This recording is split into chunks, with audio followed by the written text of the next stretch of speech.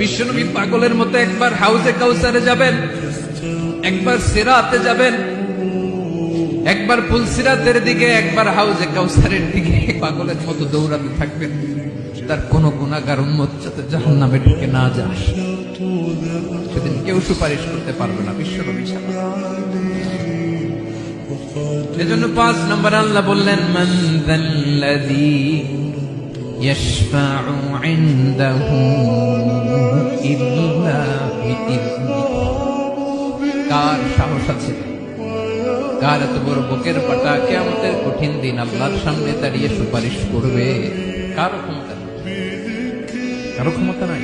বিশ্বনবী সিজদায় পড়ে উম্মতের জন্য কাঁদবেন, সবাই কাঁদবে, নফসি নফসি, আল্লাহ আমারে বাঁচাও, আল্লাহ আমারে বাঁচাও। বিশ্বনবী বলবেন, উম্মতি উম্মতি।